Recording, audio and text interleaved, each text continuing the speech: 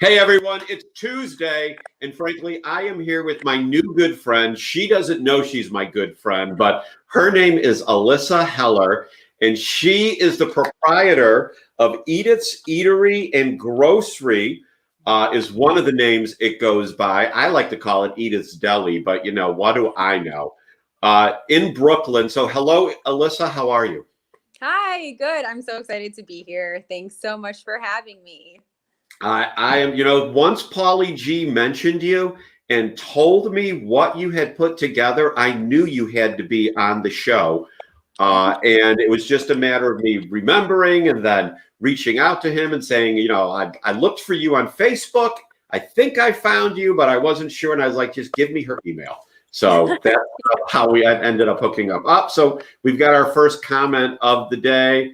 My good friend Randy is here. Randy, we're going to talk about Jewish food and leadership. So get excited. So here, let's first throw up Alyssa's website and where you can order food and have it delivered. Well, or pick up, really. Do you do delivery? We do delivery in the local Brooklyn area, also for pickup, and we do offer some things for nationwide shipping. But you'll have to Really following us on Instagram to see what exactly is going on. So what do you offer for nationwide shipping? Says the man who lives a Started little selling our merchandise. We have a lot of fans from all over, which has been a wonderful surprise. And more to come as we grow, hopefully. So on your website, it's got merch on the website. Wow. Yeah, Okay. hoodies, beanies, all the cool Brooklyn stuff.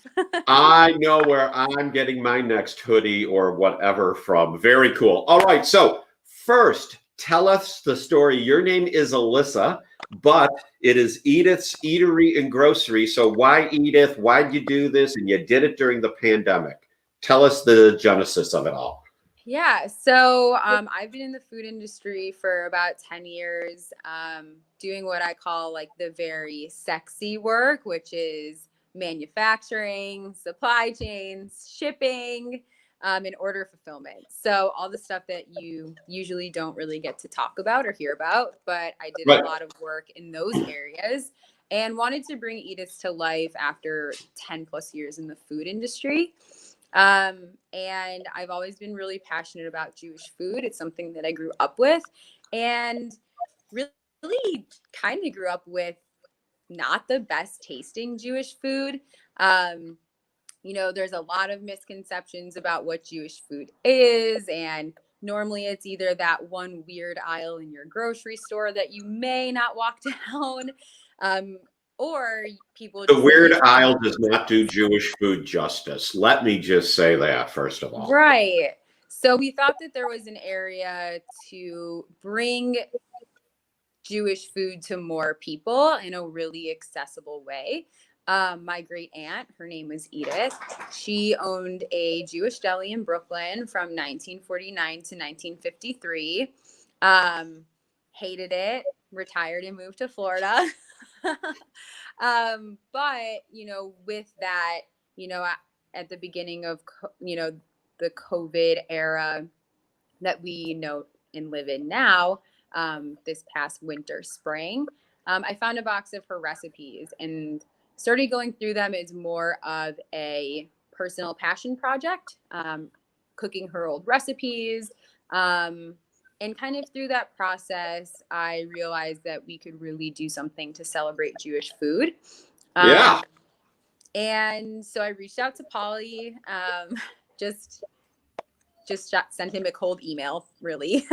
I was looking for a wood burning oven, and had been a customer at Paulie G's, and figured that because of the pandemic, restaurants could use an extra way to make money, not utilizing their facility or their restaurant, maybe for their full operating hours, how they normally would. Maybe they had some extra time or capacity to do something fun and generate awareness and make some extra money. I met Paulie and he was so interested in kind of helping me bring this to life. He's actually half Sicilian, half Jewish. So there was a little personal connection there. And Paulie is awesome. Paulie's going to be back on, as a matter of fact. He's been on once. Great. And he's going to be back on February 12th to celebrate Lincoln's birthday. When I said February 12th, he's like, Lincoln's birthday, I'm there. Oh, perfect. But it. yeah, Pauly is, he also has a passion for helping entrepreneurs. So he's done that with a couple other food brands and has been a little bit of an incubator for brands like Mike's Hot Honey, some other bakeries that are local. And we just really, it really just came together very organically. We opened our pop-up in August, and 2 lines around the block, which was incredible. Come on. Yeah, and now we serve our wood-fired bagels, house cultured cream cheese, house smoked fish, Thursday through Sunday, 9 a.m. until we sell out. And we have been at Pauly's since August. We were supposed to close the pop-up in October, but we luckily have been busy enough to where we've been able to stay open and serve our community. So it's been really great. So, very serious food questions first, then we'll get into leadership. Sure. You ready? When I'm ready.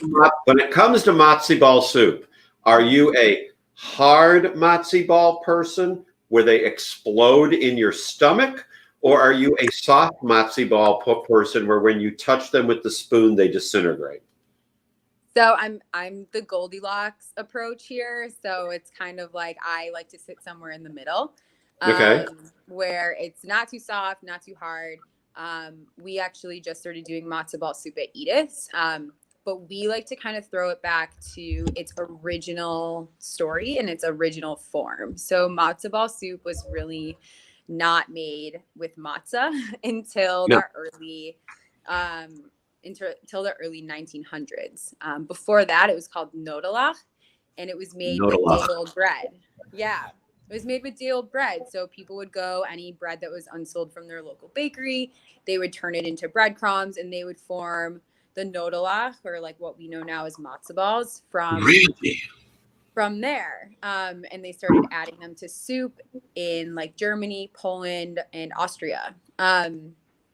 So we actually serve our matzo ball soup with no matzah. It is a nodelach, which is made from our day-old bread. Wow. The true style in which the soup came to be. I had and no it's somewhere idea. in the middle. It is not too firm and it is not too soft. So the matzo, so it's called nodelach? Yes. But I thought you said there's a ch in there. Well, at the end, nodelach. Nodelach. Okay, now I know lach. Okay, good. I want to make sure I pronounce it right. Okay, next food question. Mm-hmm. Why are your bagels twisted as opposed to just the standard round? And for everyone out there who's only had bagels at Panera, those are not bagels. Though that is Gentile food. Okay, and I say this as a Jewish Christian. That is Gentile food. Tell us what a real bagel should be. Well, so there are a lot of opinions on what a real bagel should be. Growing up in Chicago, their bagels are different from a New York style bagel. I went to school up in Canada, and a Montreal style bagel is also extremely different. So as Jewish immigrants, came to North America and settled in their communities, they all kind of had these different interpretations, and the bagel kind of evolved in these different ways. Our bagel is again, kind of like this throwback to the original bread that then kind of like birthed the bagel as we know today. It's called an Oberjanki Krakowski. It's a bread from Krakow that you can still buy today on like every street corner, and it's twisted. It has a very large hole in the middle. And it's more of like a pretzel over there because they're not really called bagels anymore. But our bagel is twisted as an homage to that bread, where the bagel came from. It came over with Jewish immigrants, and that's kind of why our bagel is twisted versus just hand rolled or even machine rolled. So when you say you're from Chicago, I say I'm from Chicago, but I'm from Elmhurst. So, Oh, I'm from Highland Park. oh, you're from Highland Park. Okay, exactly. Yeah. So we could play Jewish geography, but we'll do that after the show because I know a bunch of people That'll from take up a Highland. lot of time. So tell me first, best bagel bakery in the Chicagoland area. Oh man, I think that's a loaded question. I grew up with Once Upon a Bagel bagels. They're much softer, more of like a New York style bagel. Okay. I like Chicago Bagel and Deli. Okay. I like Kaufman bagels in Skokie. Kaufman's is great. Both my parents are from Skokie, and we used to pick up Kaufman's every weekend. But we go to Chicago Bagel and Bialy now. Okay. A little bit denser. I believe it's in Palatine. I could be getting that wrong. Palatine's is good. Yeah. So, but Chicago Bagel and Bialy, those are probably my ranking favorite. Okay. Now some leadership questions. Mm-hmm. How do you define leadership?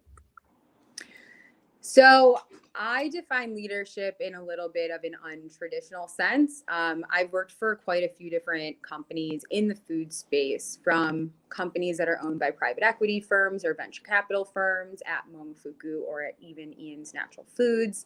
I've worked for family-owned businesses. And I think the biggest thing that I have learned about leadership is that people really respect when you lead by example.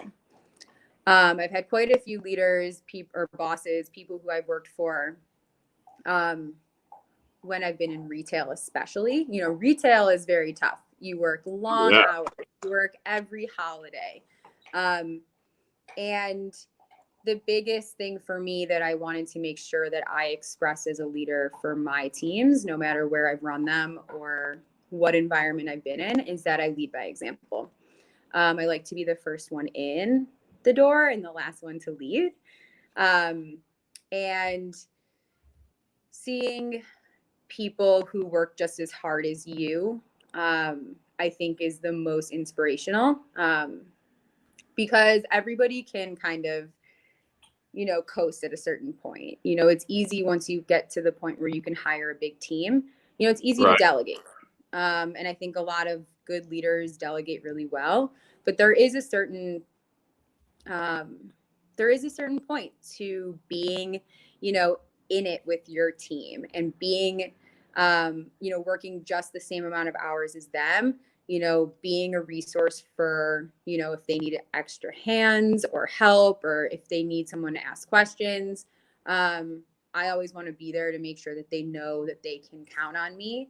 And also that, if this is my business or my team, I take the ownership and, work just as hard as they do to make sure that we meet our goals. I think that's kind of the biggest leadership quality that I really value, in addition to really being an expert in your field. Even as a young person in the workforce, I think knowledge can really be a valuable tool for kind of either climbing the corporate ladder or getting to the point where you can lead your own team. And I always wanted to be the person in the organization that everybody would go to ask questions. I thought that was a very powerful tool. And it sounds like you've had some really good leadership and some other leadership that's not so good. And you've almost learned more from the not so good than from the good. Looking at the not so good, saying, yeah, I'm not going to do that. I know what should be done. And I think that even though it's painful when you're in a position, because everybody has a boss that they've hated. I mean, it's like, that's just a shared experience. Everybody has a boss that they're like, I just hate my boss. And there can be a million reasons why that is. And I think a lot of it can be turned into a positive experience if you can be like, you know what? I know that my boss, isn't a great communicator. I know that I do way too much work and I am underpaid. But if you can kind of step out of that a little bit and take certain elements of those experiences to ultimately become a better leader, then it ends up being more rewarding than you would think. Cool. All right. So, next big question. What do you see as the role of one's personal faith in leadership? Personal faith being your Personal faith, meaning your relationship with God. I think that, I mean, at least when it comes to Judaism, because we do a lot of things that are very focused on certain elements of Judaism at Edith's, especially. You know, we're kosher style, um, and we do a lot of things to help better our community, which is called tikkun olam in Hebrew, which means leaving the world a better place than you found it. We take a lot of these interpretations very loosely. But I think that ultimately, I have never been a religious person. I've always been very culturally Jewish. All Um, right. but I think there are elements of religion that can be applied to a workplace that are very positive and healthy, like, you know, bettering the community around you, um, or, you know, treating people with respect and kindness. Um, there's also kind of this Jewish component called tzedakah, which is giving charity. Yeah. We Yeah. really try to do that as well. Um, and, you know, that's kind of the role that religion has played in bringing Ediths to life, because I think it is really important um, to have a strong community relationship, um, and ultimately be a positive place where your employees can come to work and feel comfortable, you know, be an institution and a pillar in your community for doing good things. And I think that that's probably the role that religion plays in Edith's. So, how do you engage with the community that surrounds Edith's? Edith's is in. So we do that in a couple of ways.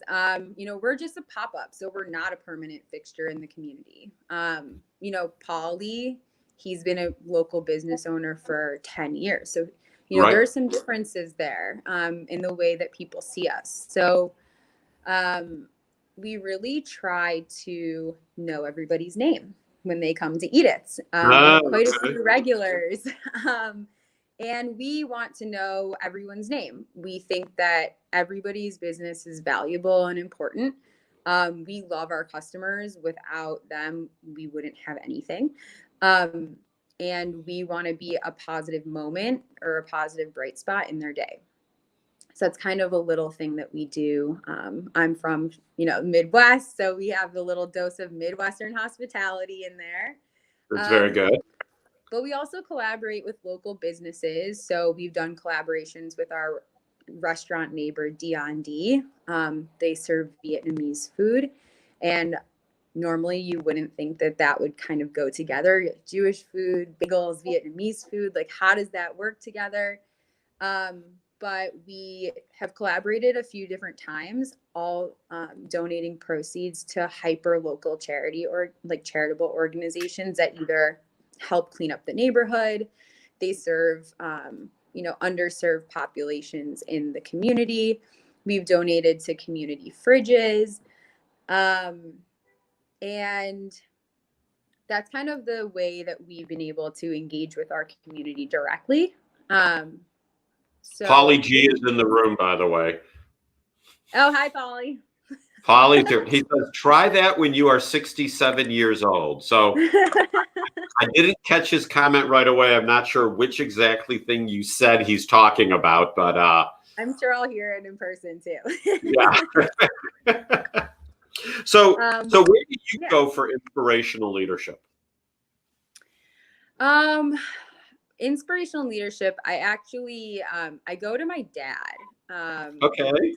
I've learned a lot of what not to do, and a lot of things I've liked and didn't like from like previous bosses. I've never really had the opportunity to have a mentor. Um, I just, it hasn't been a part of my career path so far, which has been, I guess, maybe a little unfortunate, but, you know, has kind of led me to this point. So, but I look to my dad. He runs his own business, has a few hundred employees, deals with lots of different personalities, a lot of different customer service, um, situations. We're both in the service industry, and who has better advice sometimes than your parents? So you've made reference a few times, Southern phrase, to being young. So I'm assuming everyone that works at Edith's is not necessarily your age. You probably have some more seasoned employees. How We do do. how do you handle leading them when they've got more experience and they might say, this is going to work better? How do you Yeah. handle having your vision continue forward and coach them? Well, I think the way that I've handled things like that in the past too, as well as with our current team, is that I hire people because they have experience that I don't have. They have a skill set that I don't have. I am not a baker. I am not an accountant. I am not a pastry chef, or I'm not a marketing person. So that's part of what building a strong team is to me, hiring people who know more than me about things that I don't, and hiring people that are better than me, like at these things. And I think that's just a mentality that I have, kind of maybe humbling myself a little bit, to be like, what, maybe I don't know everything about this. Can you explain to me your point of view, why you think this is the best way to go about something? um, and ultimately it's about driving the company and the mission forward. And if someone has more experience than me, then that's a valuable thing, not something that I would shy away from. So, what is your favorite Jewish food that's not on the menu? Oh no. um my favorite Jewish food that's not on the menu. um I would have to say challah. We do not have a challah on the menu. um Okay. and I can't have it near me because it will be gone too fast. And I would say smoked sable. We don't have, and my other favorite that we don't have. Wait, It's very expensive. what's the other one? Smoked sable. Oh, It's smoked a sable. Yes. Yeah, it's very expensive, and we also have some sustainability initiatives. So anything that we do has to be 100% sustainably sourced. We are a no waste concept, so um, some things that I would like to have on the menu, I just wouldn't be able to because it has to kind of check all of those boxes. So, other than Grandma's dry sponge cake and macaroons, what are the best Passover desserts? Passover is tough because there's so Mm, many limiting factors. I love a good flourless chocolate cake. I feel like okay. that is a Passover staple. I also love matzah toffee. I think that matzah toffee should be served year round. We serve latkes year round. And the next thing that I'm going to try to convince everybody to do is to serve matzah toffee all the time because I think it's just the best thing since sliced bread. Matzah toffee rocks. There is no doubt It about that. rocks. So, how do you communicate your strategy for Edith's to others for them to buy into it? That's a really good question, and we're actually dealing with a lot of that right now as we, kind of look to the future and maybe want to consider what next steps look like for us. How I communicate Edith's is that the point of Edith's is to bring Jewish food to a broader audience. And we do that by modernizing like very, very old school classic Jewish food. But we do that through a lot of customer education. We do that through a lot of engagement in our social media. And um, we do that by trying to approach this food with a different lens. And I know that's kind of still this gray area. Um, but the Jewish food that is out there, it's like, how many times have you had a Thomas's bagel from the grocery store? And it is just terrible. Um, we really want to kind of change everybody's relationship that they may have had with Jewish food, Yeah. and make it this, you don't really normally go out for dinner and you're like, ooh, I'm craving Jewish food. Let's order some Jewish food. Like, you just don't have that type of experience, but there's so many foods that are Jewish. So a lot of what we do is try to externally communicate, our historical facts and these things that help our customers understand that, like, hey, Jewish food is this thing unto itself. It might be global, and it might have all these different origins to it because Jewish people do live all over the world, Right. but it is a type of cuisine. And it's a hard transition for some people to make, but we try to just communicate it to each customer one by one. So if you could have anyone come into Edith's and eat and then do a commercial or give you an endorsement, who would be the most meaningful endorsement for you at this point? I think it would be Larry David. Would be who? Larry David. Oh, okay. Very good. Yeah. I mean, because he is very particular about what he likes. He also is this institutional Jewish figure. He's like a figurehead in our community. He resonates with people young and old. And he would be my perfect person. I think if Larry David walked through the door, I would stop in my tracks. You would know. Yeah, I wouldn't serve him a scone, but I would serve him a schnecken, and I would just, I mean, if he would endorse that, I think I'd die happy. So you talk about the next steps for Edith's. Can you give us a hint as to some of the things you're considering? We're keeping it pretty top secret. But we are a pop-up. At some point, I hope that we could find a place of our own, to really continue driving our mission forward, which is making Jewish food increasingly accessible and affordable. So hopefully that's in our near future. But I can't share too more other than that. Okay, so when you look at other opportunities, it seems like entrepreneurism runs in your family. Do you see other entrepreneurial opportunities that you think could be interesting for you? I think that for now, I am focused on building the Edith brand. From an entrepreneur standpoint, we're tackling a very tough landscape. We're tackling restaurants, we're tackling retail. It's a really hard time to play in that space.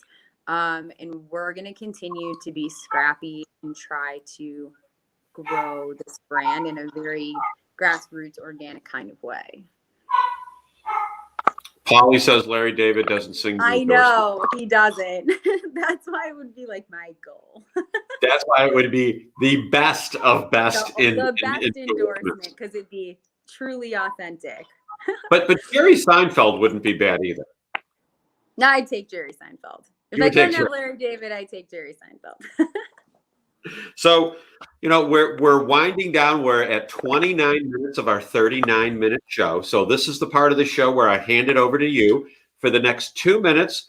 Reach out to everyone and tell them what you've learned through this experience, not the interview, but Edith's, and how it can benefit them. So in my short time that I've spent developing Edith's, which has been this last year, I think the biggest things that I have learned that I hope that everybody can take to heart is that it will cost more money than you think it will cost. It will be much harder than you ever think it will be. You will definitely maybe cry along the way, happy tears and stressed out tears. But it all does come together in the way that it's supposed to. I think that you have to be okay with, especially in this industry like Edith's, there are days where you will sell out of everything, you will make a ton of money, and it will just have this frenetic, exciting energy. And there are days that will be slow. And those are things you can't control. And it's like all about learning how to manage the uncontrollable aspects of this business, how to manage your stress that comes along with that. And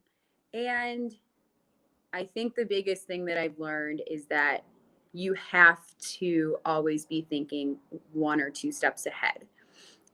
It's easy to get bogged down in the day-to-day little things. It's like I could be doing lots of APAR work. I could be looking at orders. I could be micromanaging staff.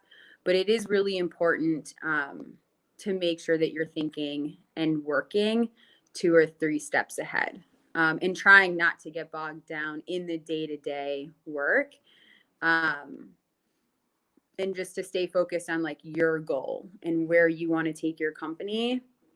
That's really what's going to speak volumes at the end of the day. And it's just going to be a lot harder than you think it's going to be. All great thoughts. Hence why Polly I'm right. will agree with me. It's going to take more time than you think. It's going to cost more money than you think, and it's going to be harder than you think.